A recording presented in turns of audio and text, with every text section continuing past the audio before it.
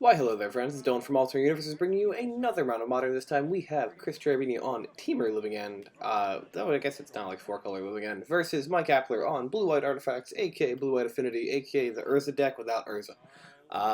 Yeah, so let's talk about these decks a little bit. So, Living End is, I want to say, one of the Pokemon of the format. It's like one of those things that just, it's so efficient at doing what it wants to do, and it has so many good matchups. That it's quite strong, and it's a fun deck to play. You know, you cycle a bunch of stuff, you draw cards, you put big dudes on the board. It's fun, and if you don't have interaction with it, it's really hard to stop. So yeah, if you're looking for a deck to play in this like current modern format, check out Living End. It's not terribly expensive. I mean, the Force and Negations are going to be a little bit rough if you don't have them, but they're getting reprinted in Double Masters too.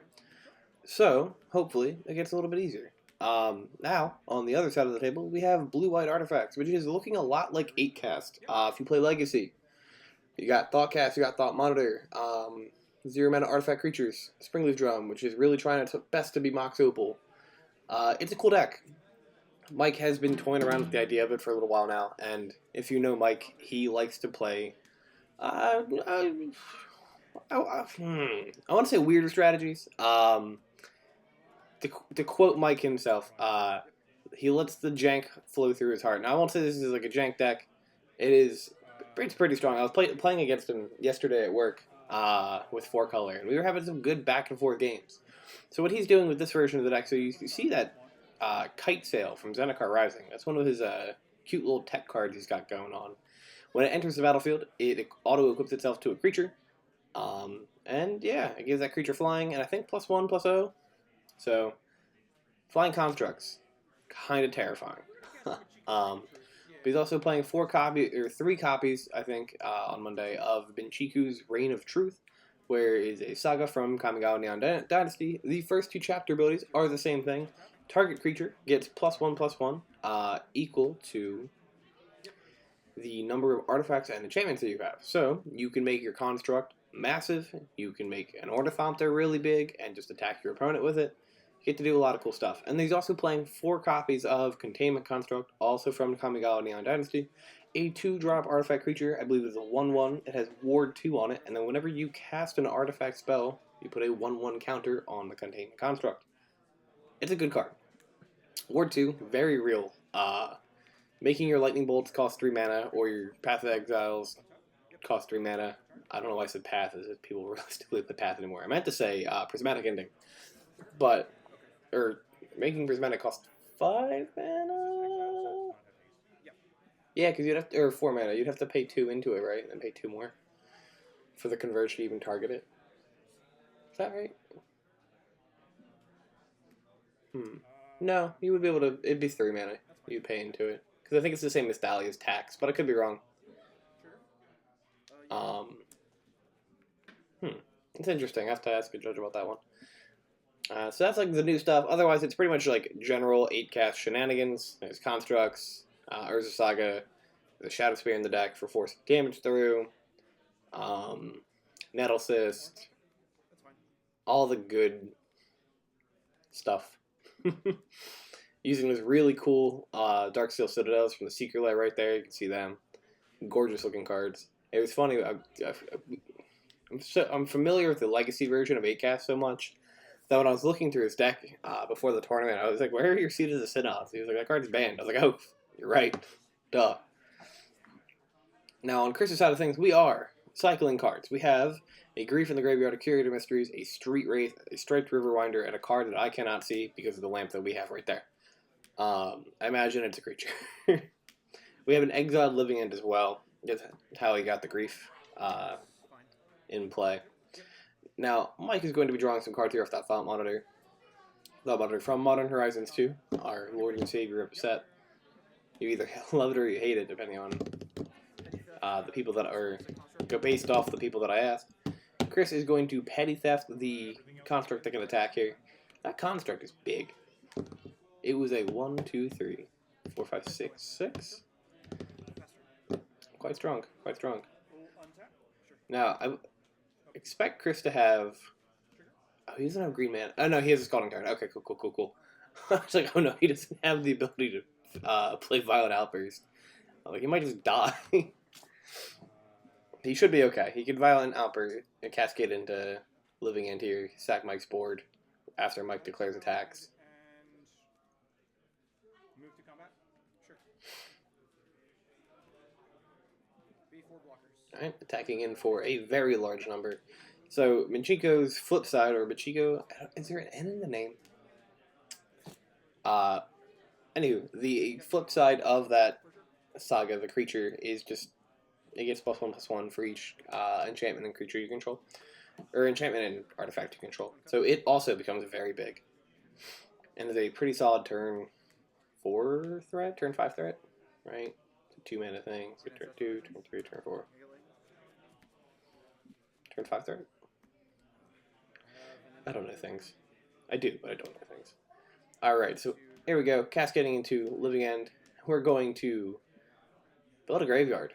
And by build a graveyard, I mean, well, I guess he's building a graveyard. But putting a crap ton of things on the board. Grief is going to have a trigger. He's going to look at Mike's hand. He's going to discard a card. Outburst will resolve, giving +1 to all of Chris's creatures, though that part doesn't really matter. And we are looking at a, a pretty large amount of damage on the board currently. 12, 15, 19, 22. How big is Street Wraith? Is Street Wraith a 2/2 or a 3/2? Alright, going to cast a Thought Cast here. Now the cool thing that Mike is able to come back from is, he's able to find, there's a lot of 0 mana low cost creatures in his deck. I think he plays a full suite of 4 Ornithopter, 4 Moon Knight. So, if that is the case, he's able to power out blockers pretty quickly.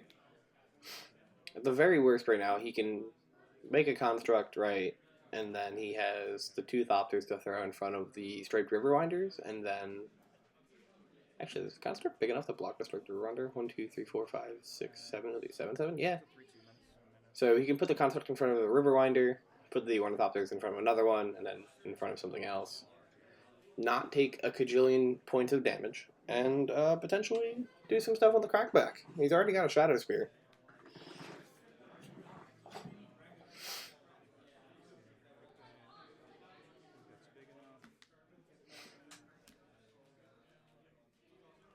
Alright, there's a construct getting made.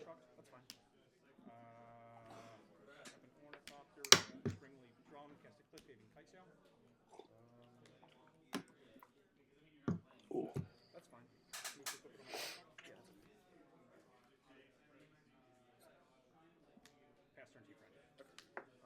Now folks, this is minor advertisement time while they're doing their thing.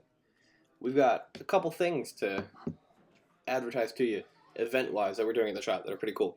So, this weekend, July 2nd, we'll be hosting a Double Masters preview event at AlternateUniversesBluebell, and on July 3rd, which is Sunday, we'll be doing one at AlternateUniverses Wilmington. They are draft events for Double Masters. You get each player gets a foil promo, Bring to Light and Withered Wayfarer, just for entering the draft while supplies last. And then entry will be... Oh, where'd you go? Lost it. Entry will be $55, and then registration opens at noon, with drafting beginning at 1, and there are prizes and all that jazz. Back to the game real quick. We have Chris attacking in for about a ton of damage. We're going to see the Construct block, the Riverwinder, an Ornithopter jump in front of something. I got bit on my arm, I think, by a bug. Gross. Alright, now on Mike's turn. We're going to make a construct. The other thing to mention is we're having store championships the following weekend. The weekend of SCG Syracuse. So if you're not going to that, because they're doing Modern, you want to perhaps play some Pioneer, well, Saturday, July 9th, Sunday, July 10th, and Saturday, July 16th, we'll be hosting our MTG Store Championships at all 3 of our locations. On July 9th, which is Saturday, at Bluebell, we will be hosting a Pioneer event. On July 10th, at Holmes, we will be hosting a Pioneer event. And Saturday, July 16th, at AU Wilmington, we will also be hosting a Pioneer event. Winner will get a foil alternate art full art Dark Confidant with our store name stamped onto it. And then top 8 receives foil altar Archmage's drums with our names on it. And each player who enters will get a Flame Slash promo. Prize is also for credit for the top 8, and entry will be $20 with registration starting at noon and the tournament starting at 1. We'll have an official video probably going out, hopefully within the week, maybe early next week, advertising for that, so if you need more details, you can also check out AlternateU.com. But we got Mike here attacking. There's a Shadow Spear on that Construct. I was going to say Construct on that Shadow Spear. And it is huge. We got 1, 2, 3, 4, 5, 6, 7, 8, 9, 10, 11 points of damage, I believe, coming in. Yeah, sure. So I'll go to 5, and you'll go to 20. Might be 10. I think it's 10. Miscounted. Yeah. Mike is going to take himself from 10 to 20 and take Chris down from 15 to 5. You can see Thoughtcast come out here. Mike still has 2 blockers. Potentially able to find more. Finds a Mem Knight. That is a blocker.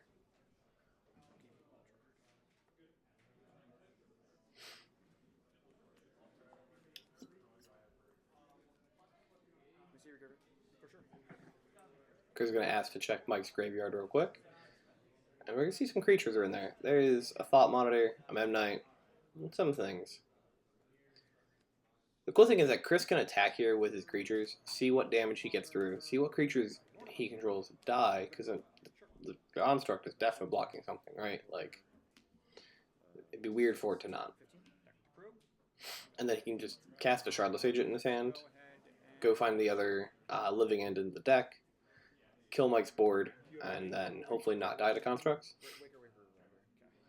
Now, Mike does have another Urza Saga loaded up in the back there. He'll be able to start firing off constructs the next turn. And this will be, I believe, Chris's last living end in the deck, if he does choose to try and cascade into it. Alright, so attacks will be declared. The construct's going to block the Riverwinder. I think Mike is just going to take the other damage. You could throw the Ornithopter in front of the Curator of Mysteries, but I'm not sure. It's weird, right? Do you leak that damage through? Or do you hope that Chris doesn't have living end and you just have a big construct? Does Tree Wraith not fly? No, it has Swamp Walk, right? Street Wraith.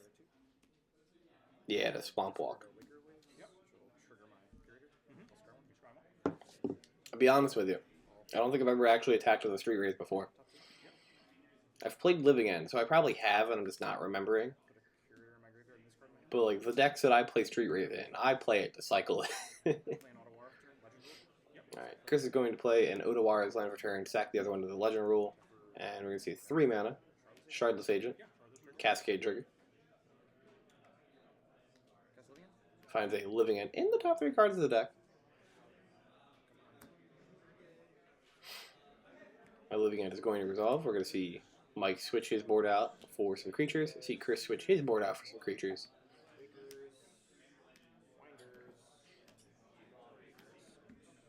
And alright, there we go.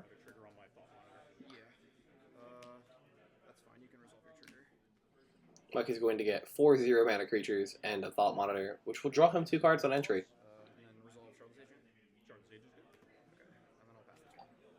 It is always funny playing against Living End or watching someone play against Living End, and their graveyard revivals are quote-unquote more impactful.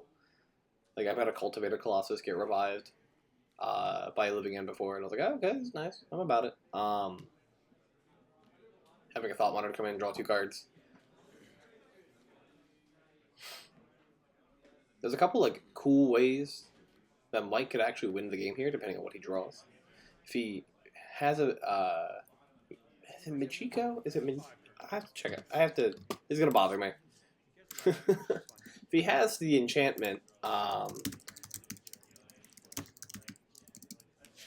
it is Michiko. Alright, Michiko's Reign of Truth. Now I can know what I'm doing. Alright. Yeah, so if he has a Michiko's Reign of Truth, he he still has access to white mana. He could like play that, target the Thought Monitor, and then if he has 2 mana remaining, which he should, equip the Shadow Spear to the Thought Monitor and just send in a massive attack. But unfortunately, I do not believe he has Set Enchantment in his hand.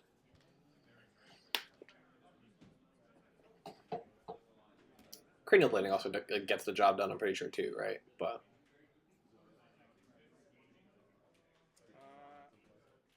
that's the other equipment. I was running over the deck earlier. I was trying to remember what it was that was in there. I was like, it's Shadow Spear and something. There's a Nettle Cyst, but yeah. It's, I think, 3 or 4 copies of Cranial Plating. Oh, hey. There's the thing. Going to target the Thought Monitor. We're going to force it, or, well, it doesn't, yeah. Oh, he was asking if the Thought Monitor is summoning sick. Alright, we're going to force a negation the Michiko. For the Michiko. I can't pronounce magic cards. There was a card recently I apparently was saying wrong for a while, and I forget what it was. I'd cast it. I think it was in Legacy, and I said it, and my opponent was like, "What?" I was like, "Yeah, isn't this what this is?" And they're like, "No." I was like, "Oh, sick. My bad." All right, so Mikey's gonna pass the turn. No constructs, but a lot of stuff on the board.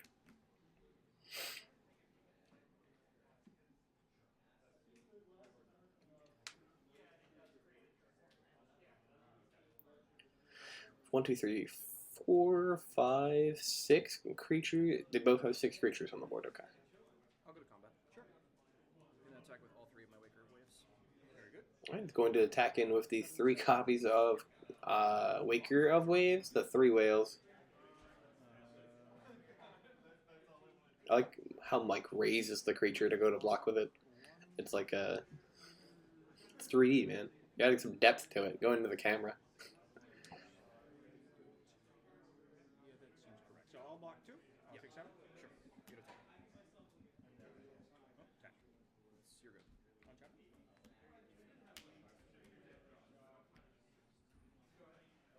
On 10. Sure. Trigger here? Yep. Alright, popping off a construct here with that Urza Saga. Trigger on here.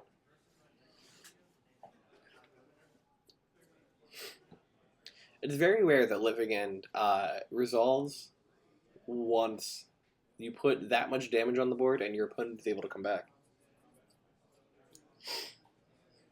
It's blue-white deck. It's cool, man.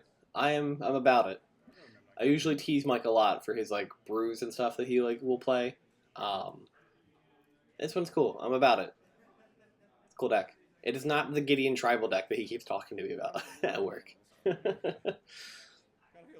This one's got some legs. I'm about it.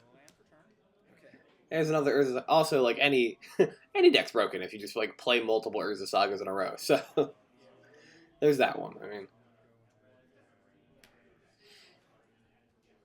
all right, Darksteel Citadel. Back in tapped. We're going to equip 2 of the construct.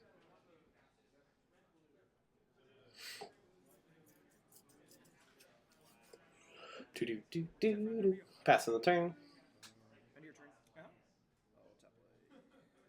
Chris. Oh, okay, he's flashing in the Brazen Bar. I was like, Chris Devaney if he wants to do something, but there it is. Ooh, using that really pretty Brazen Bar too. The Secret Lair art.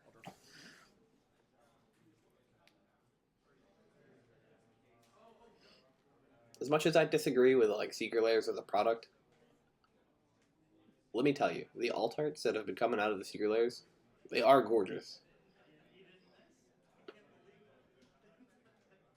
Combat.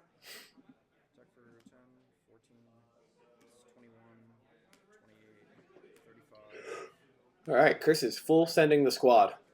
That is a lot of damage coming in. I imagine we're going to see Mike block all of those creatures, but let me tell you.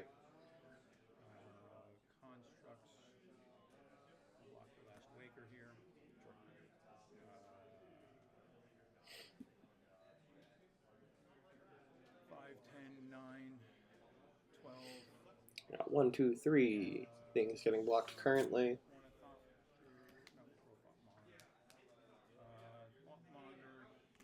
Thought Monitor goes to from the straight Riverwinder.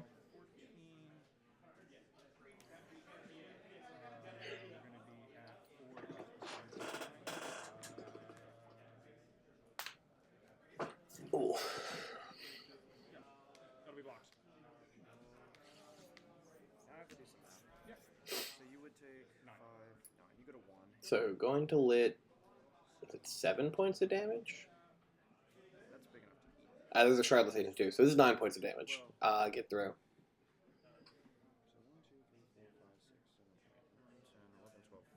Counting how big the construct is, I think doing the math to see if the construct dies.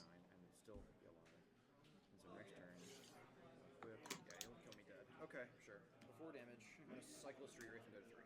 Okay. Alright, we're going to cycle a Street Wraith here. I'm going to cycle a Street Wraith again, looking for that Violent Outburst. Okay. I missed my curator triggers, that's fine. Unfortunately missing the triggers on the Curator of Mysteries, which I think is what he just pointed at. So you go to 1. Damage is going to happen. Chris is at 1. I think Mike goes to 1 too. Yes, both players are at 1. I was looking for my violent and then say no to my living end. That didn't really end up like I thought it would. I have a feeling I should just do the thing I want to do right now. Checking the graveyard for something. Passes the turn. Checking Mike's graveyard now to see what all is in there. If I hadn't missed my triggers. Well, we'll see when I do this. The deck's ability to just produce blockers. 3 mana, casting a Shardless Agent. Trigger's good. Did not pass the turn. Unfortunately, I don't think there's a living end left in that deck. We've cast 2 already, and there's 1 exiled. That's pretty funny. That catches so much. Triggers are where it's at, right? Yeah. I missed it. Laying his creatures out as if living end resolves, but unless there's 4 in the deck. I don't think there is, though. I thought I counted only 2 in my Typically, most people are on 3. No, I'm missing the living end. You're missing a living end. Oh, I did pitch 1 to grief. Well, I'm going to reveal my entire library to you and then resolve my 2-2 for 3. You have a 2/2. And then I would like to, because that of -3/-0, because of my Waker, or my 2 Wakers. Alright, and then both players, I think, is realizing that, Or game 2. yep, that's going to be game. Mike will be able to attack with the Thought Monitor that was still on the board. And, yeah, he's going to take game 1. We'll be right back with game 2, folks, in just a second. They're going to clean up, mulligan, shuffle, all that jazz. Wow, look, we're back with game 2. The power of hypercuts. There's a Spire Bluff Canal, getting a Curator Mystery cycle into a Grief, exiling an Architect's of Will. You got a thought cast, you got a drum. You got a land, you got a drum, you got a drum. Let me tell you, the mental pain I just felt, not remembering Spire Bluff Canal, or the name of the card. Because, dear lord, I played the land enough. I should know it by heart. But I looked at it and I was like, what is that? Go ahead. I think, what did we grief from his hand? I was one of the 2 thought casts. That's right. Yeah, this is the game where Mike has 3 Springleaf Drums in his hand and a thought cast. Or 2, he had 2 thought casts. I got it out. It's open. Okay. Yeah. On top. I'll draw. I'll grief and I'll pitch a grief. Ah, one of my You may now things ask fell for over. more. I have like little pop figures on my desk in my office. Only 1 creature with. I was like, why is there just a stand here? It's because one of them got knocked over, I don't know what to do. unfortunately. I say pop figures like it's just pop figures. It's a bunch of like random crap. Yeah, I'll take the Ornithopter. Ornithopter it is. Alright, cool. Get that back up. Alright, Mike is going to go Razor Tide Bridge past. I think it's the blue-white one. It might not be the blue-white one. Or the name of the one. Urza Saga's land for turn. Going to tap 2 mana, play out 2 of the Springleaf Drums. Building up that artifact count. Chris is just going to cycle some cards. He's going to live his best life. I'm going to shock and a Steam Lance. Sure. I'll put 18. 18. Here go. Untap. Unfortunately, doesn't have a Cascade card, I think. I see a Force of Negation and what looked like a Prismari command, but I think that might just be my eyes playing tricks on me. Now that second grief did take the Ornithopter that Mike had, so the Springleaf Drums are kind of just there for the artifact count at the moment. 1, 2, 3, 4. Speaking of which, though, he can now cast Thoughtcast, which is going to eat a Force of Negation very quickly. Going to get exiled. Reprint I'm very happy about in Double Masters 2 is Force of Negation, folks. Let me tell you. Also, that borderless version, super pretty. Going to be expensive. I will cry. Chris is going to evoke out a Foundation Breaker, an uncommon for Modern Horizons 2. Killing off that Urza Saga. I love Foundation Breaker. The card I'm always like very happy to play with. It's very simple, but I like it.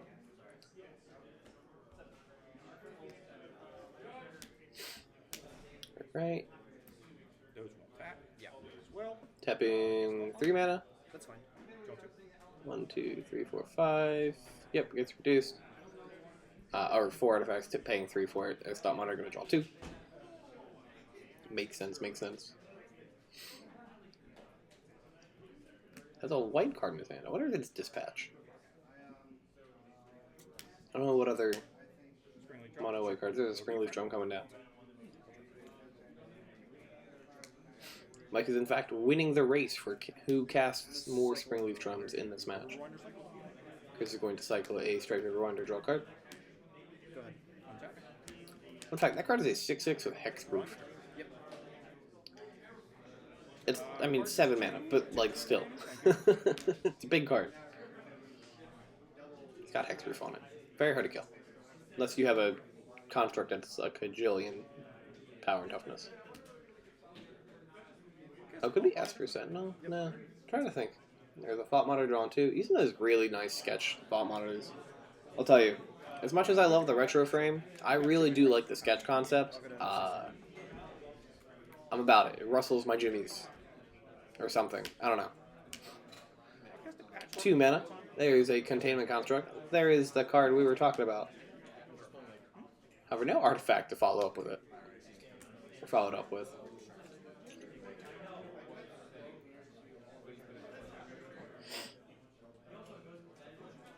Go ahead. Passes a turn. Drawing for turn. Yep. Mike's just going to be able to start chipping in for damage here. Chris, I think, unfortunately, still just doesn't have a Cascade card. Cast a cranial plating trigger. 2 mana is going to cast Cranial Plating. Yeah, that's fine. Going to get a trigger on that Containment Construct, as it is a cast trigger. Just like Sai, Master Thopterist. There's a Plains coming in. Move to a quick cranial plating. Going to try to move the Cranial Plating over to the Thought Monitor. I think this was the play, but I was like, a little strange. I think it's better to put the plating on the Containment Construct Razor bar was good. Go to block your Thought Monitor. to make that bigger. Take 4/4. That's right.